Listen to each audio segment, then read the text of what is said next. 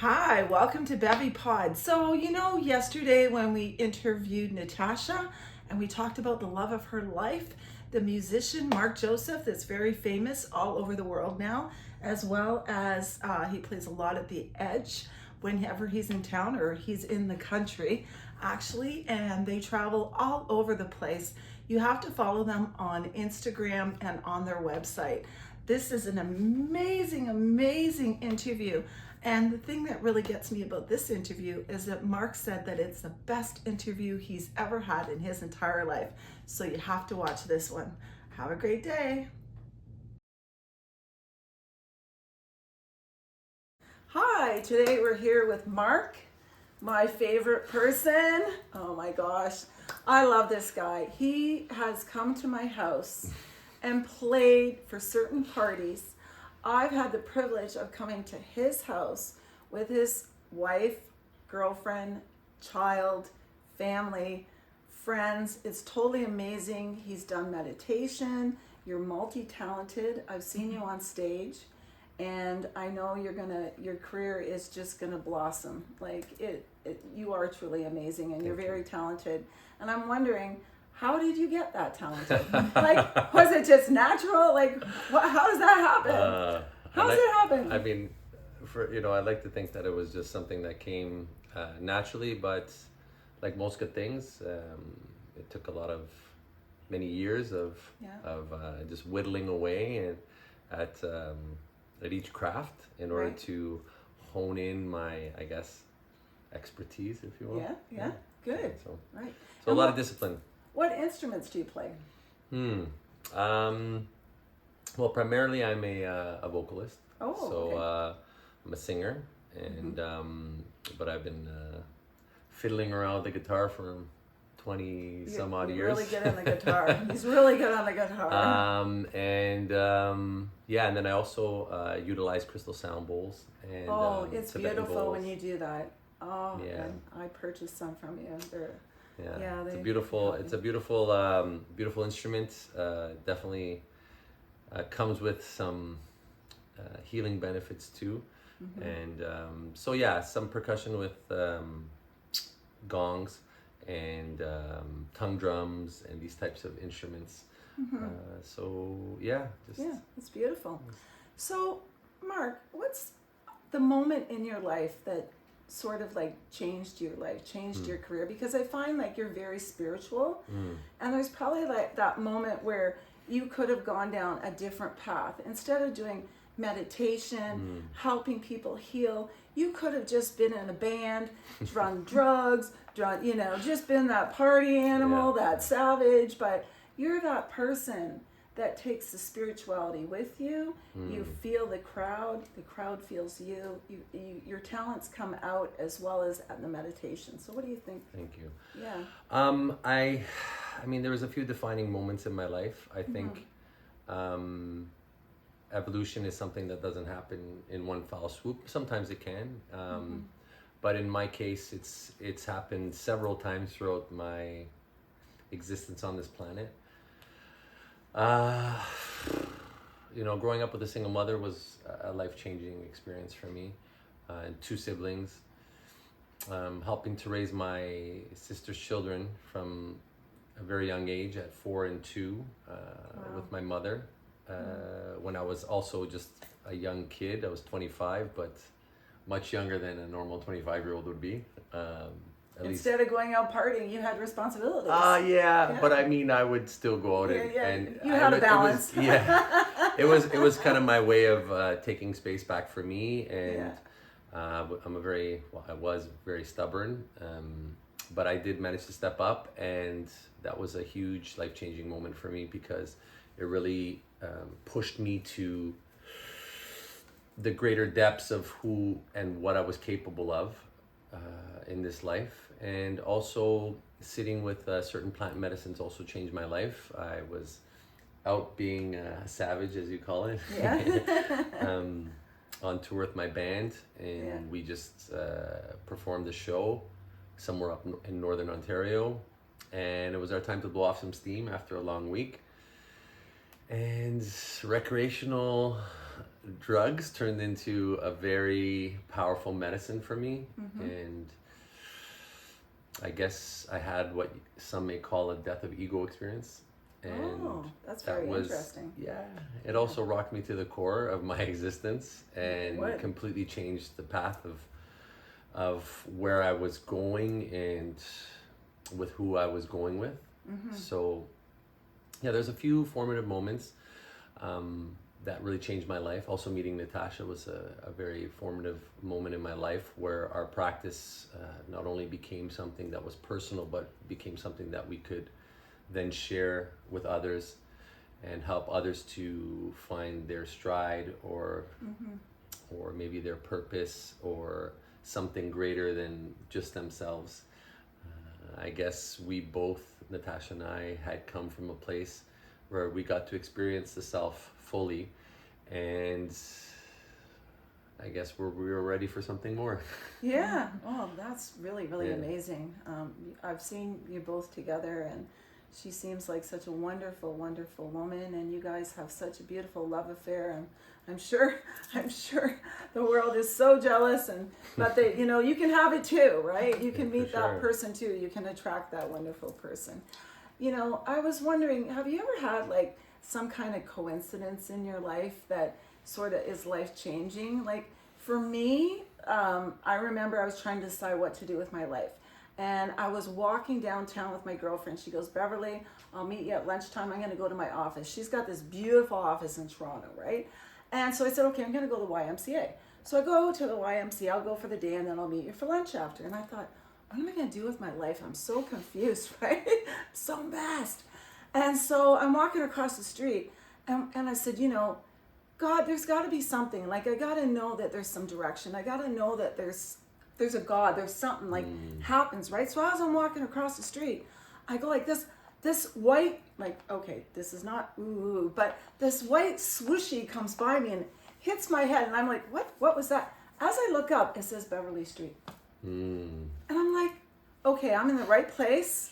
And it was that's just the weirdest kind of coincidence that I could ever, and it was just like, I went to the Y, and I started, like, I was so positive about changes in my life. Did you take the sign home with you? No, but I told, okay, this is what I said to every guy that I've ever gone out with.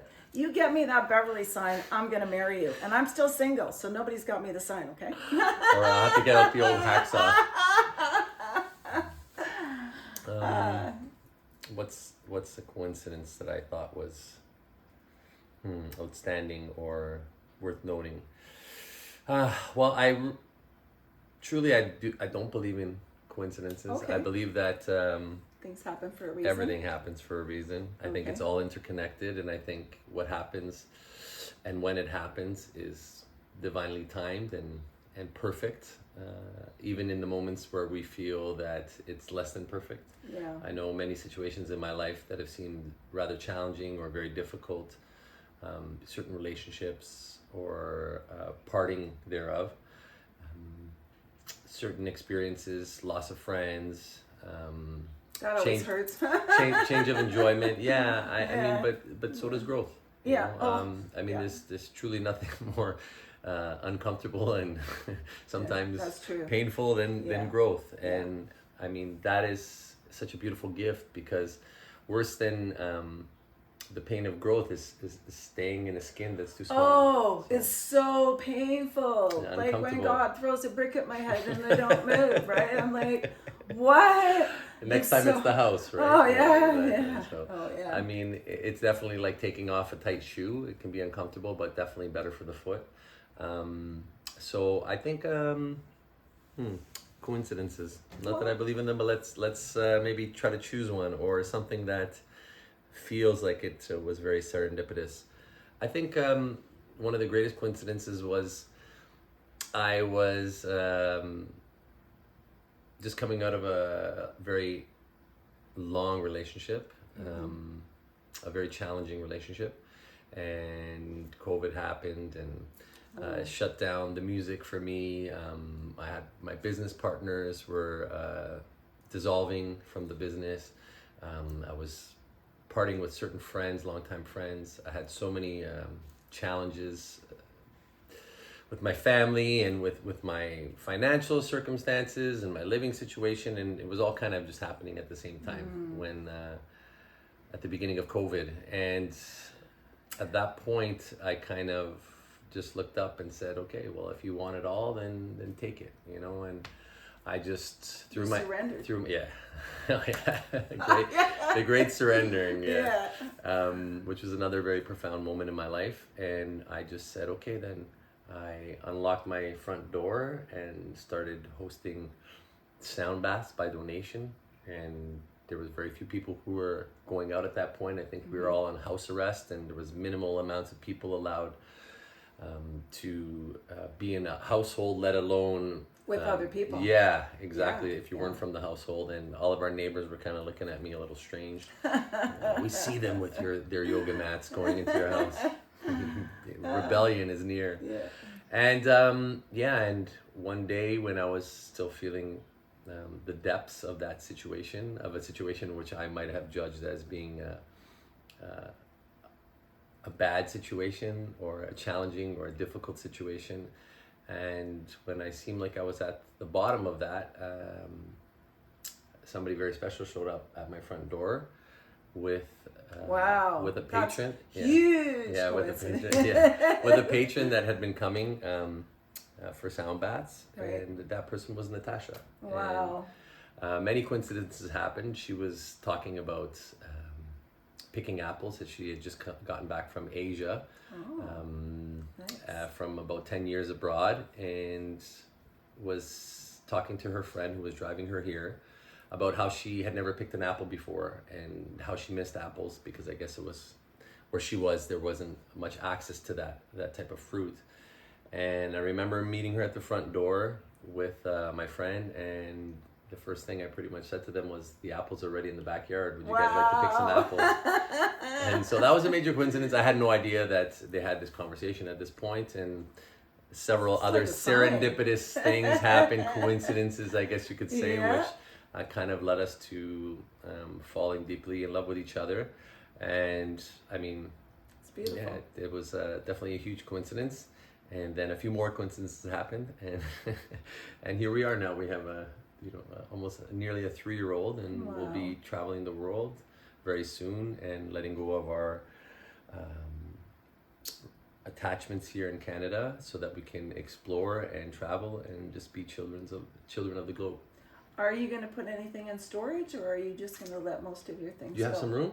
I was just wondering, like, to let everything go, like it's hard, right? Yeah, it's hard. I mean, I'll still be hanging on to my music equipment and things like this.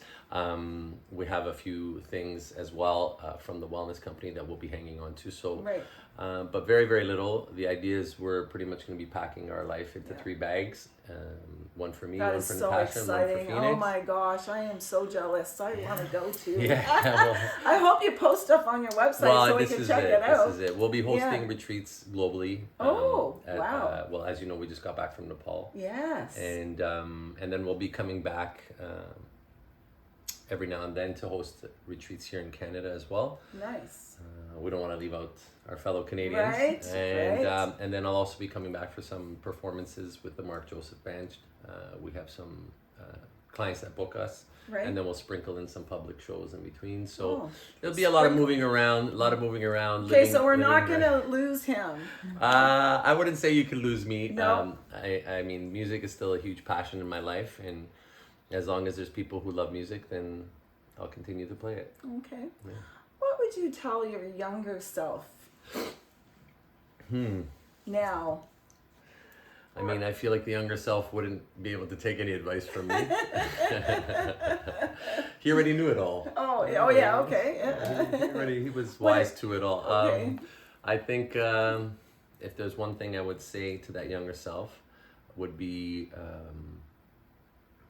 give that which you seek to have, and give it to someone else. Well, just give what you seek to have. You know, if you need more money, then give it. If you need more love, then give it. If you need more attention, then give it. If you need to be heard, then listen.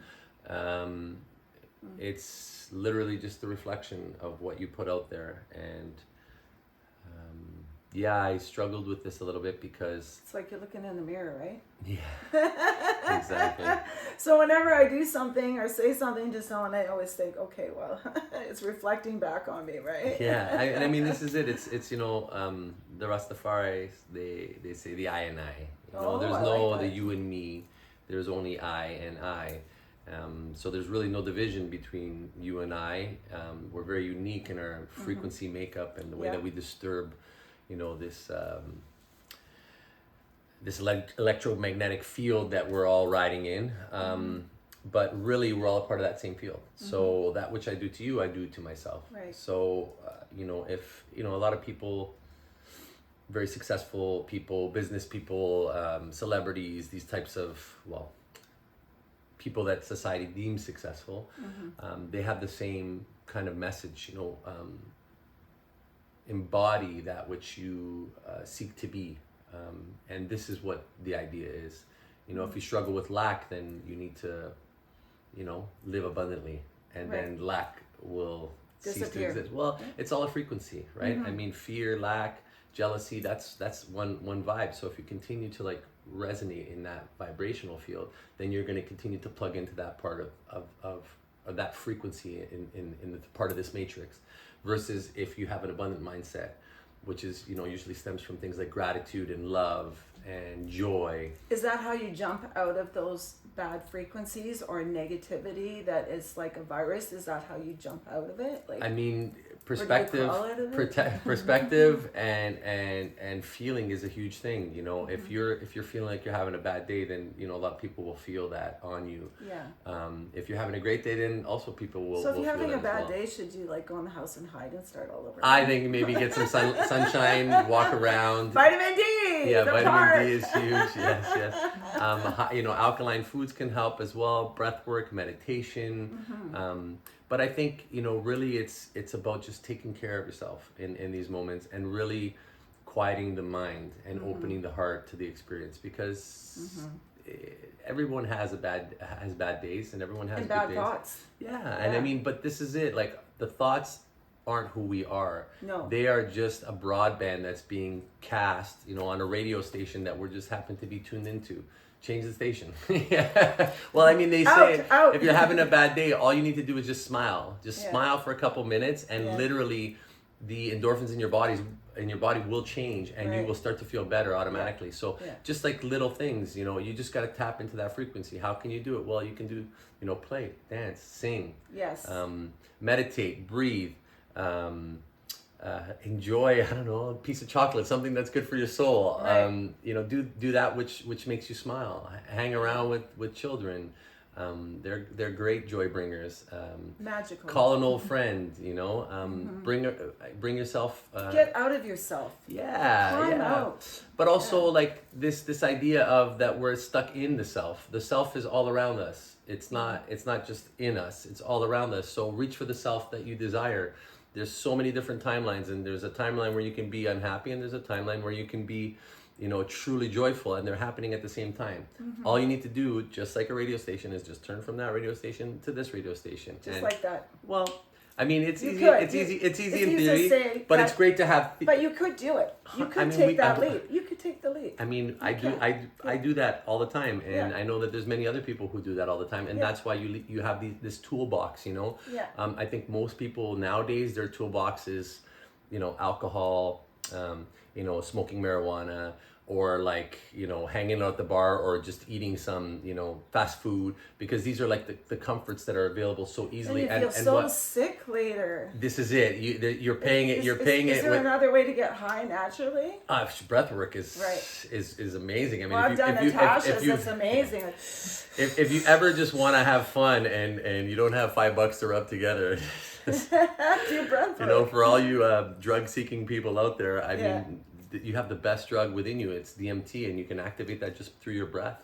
And they call it the God molecule. And Wow. just by doing a few rounds of very deep but controlled breath work, you can literally activate the highest feelings and vibrations directly through your breath. And that's that's completely free, and the benefit is there's no hangover, and your body's gonna feel better for it. It actually drops into a very deep reparative state. So this is something that I recommend. And the greatest thing about it is everyone has access to that. You know, most people at least, to their breath. You know, cold submersion is great too, but it does come with a little bit of an upfront fee. I've been trying it, putting my tippy toes in. Yeah, get it up to the neck if you can to get your vagus nerve in. I'm working slowly. Yeah, 30 seconds, 2 minutes. This is a great way to kind of get started. You don't need to go crazy. They say between 2 and 8 minutes, you get all the effects you need. Anywhere between 10 and 15 degrees is perfect. You don't need to go too low. Okay. But you can. I think after 6 degrees, they say like lower than 6 degrees, you're just showing off kind of thing. Oh, okay. Yeah. But it's just great to do in general. So. Yeah. Well, I was down at the beach the other day walking my dogs, and there was a gentleman. He found a log, and I got a winter coat on, and he's out there on the log playing, having fun, and I'm like, water's freezing. What's he doing? But I looked at him. He was having so much fun. He was enjoying himself, right? I'm like, wow. Yeah, and most oftentimes, these cold submersions are in great shape because it actually increases your brown fats, right. And that actually keeps you, quite healthy. It helps to repair muscle damage. Your liver produces extra proteins when you cold submerge, so it literally goes to these places and these areas in your body that really need help. Right.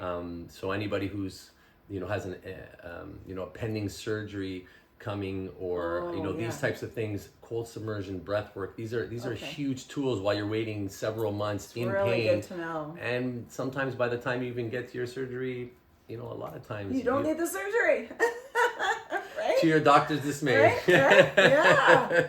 I know. Just a short note on that. I was on my way to sugar diabetes about 15 years ago, and I met someone that was into natural plant medicine and everything. And he got me the first week no beef, the next week no chicken, the next week no fish, and then a week of fruit and vegetables. And then I did a cleanse where I cleansed out my gallbladder, and everything from your gallbladder goes into another part of your body. Anyway, it all came out, and I had about 150 stones come out of me, and I was naturally healed. And it cost me about $25 to do this. It's called a gallbladder flush. I'm not going to say to do it without, talking to getting medical advice. But for me, it was a lifesaver, and this guy took me through it, and I was really grateful. So there is a lot of natural remedies. Just don't listen to the medical field. Get a second opinion. Look at alternatives, right? Yeah. I think this amazing. is it. I think, you can't just take the first thing that you hear at face value. You really got to, take initiative and take your power back, especially when it comes to your own healing. Yeah, for sure. I mean, there's a lot of agendas out there. I know, the pharmaceutical companies have their own agenda. The FDA has their own agenda. Even, the medical field have their own agenda. And it's not necessarily what's best for you. I mean, it can definitely be helpful. I mean, if my arm is falling off, I'm definitely going to the hospital. Yeah. But I mean, there's so many things we can do preventatively in the meantime to ensure that we don't get to that point where now it's become an emergency and, we can't take care of it ourselves. So I think, it's definitely great. I'd love for you to share that cleanse with me. That would be great. So we can have another one for our arsenal here. Okay. That'd be great. Okay, so what's one thing you're grateful for today? I mean, that's easy. That's hard because there's so many things, right? I mean, yes, my breath, my life, this ability to drop in and be present, especially in the challenging times. We just went through a full moon in Taurus, a super full moon, and I'm a Taurus. And Natasha's a Scorpio, and we're in Scorpio season, so we. So I think a lot of people are feeling this moon, and but the first thing that comes to me when I think of what I'm grateful for is my family. That's beautiful. Natasha and Phoenix, my partner and my son, are the two greatest blessings that I've ever experienced that I didn't even know I deserved, but the universe has been ever so kind to You're blessed. To bless me with these two beautiful souls who have changed my life so radically in so many amazing ways and continue to do so. I mean, being in this relationship has been the ultimate medicine ceremony. Yeah, that's right. With all of its contractions and all of the expansions. And being a father a true father for the first time. You know, I got to a little trial run with my nephew and niece from, you know, 4 and 2, and now they're 20 and 18. And realized that being present and being accessible to my family and my partner and my son was a big priority to me this time around. And but that also comes with its challenges. I mean, the first year is the challenges are just trying to get sleep and try not to lose your mind, which is definitely a great practice. We put all of our tools to the test. And thank God for, you know, my mom and Natasha's family, lucky to have your mom, who stepped up, and my niece and nephew who now are old enough and love my son. So it's my greatest gifts, the things I'm most grateful for, would definitely have to be my family. And being able to share this life with them. I'm really happy for you. Yeah, me too. So, Mark, before we say goodbye, how would you like to be remembered? What's your legacy? Well, I mean, my ego has kind of been you know, you got shrinking and shrinking and shrinking and shrinking. It's great for the day-to-day things. I think, you know, my legacy will be one of truth and love, respect and kindness, gratitude, also abundance and joy and playfulness. And I think really the one thing that culminates all those things, well, at least in my perspective, is music. So I think music would be music would be something that I feel that I would leave behind and leave it better than I found it. You've touched my heart and my family's heart with your music. Like, it's amazing. If you ever get a chance to see him play, his band is just totally amazing. And thank you. Yeah, it's a natural high. You don't need anything. I mean, music is such a beautiful blessing, and you know, I find true joy when I sing. It's a great beast, really. You know, it's like riding the dragon. It's challenging and it's hot and it's you know, it's scary and all the things, but it's also truly beautiful, and we get to do something that, you know, most people can only dream of.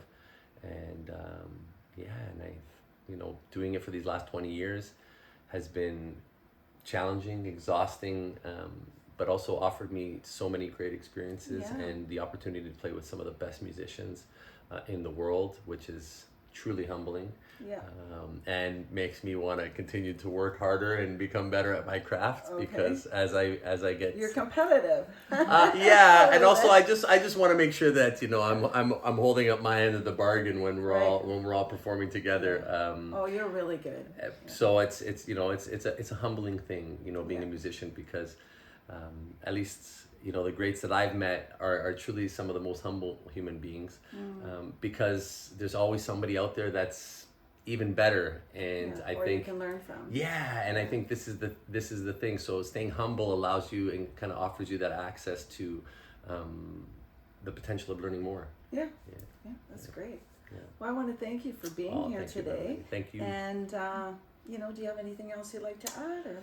I mean, I think I don't know. I just am really grateful that you took this time to come with us as we slowly start to dismantle this beautiful home where all this magic has happened. And I just am very grateful for the ability to have gotten to know you. Yes, me too. Not only in the music realm, but also in the home and family realm. So I appreciate it, and I'm so grateful to be.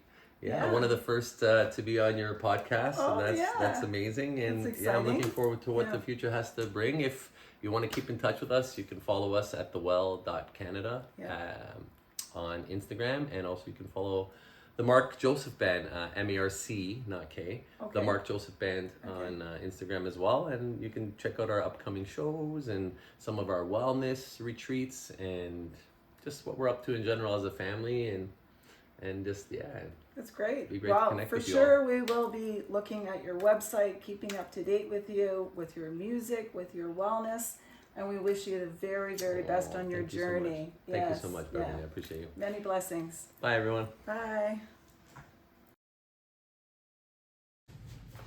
Well, I hope you enjoyed this episode of the Bevy Pod with Marc Joseph.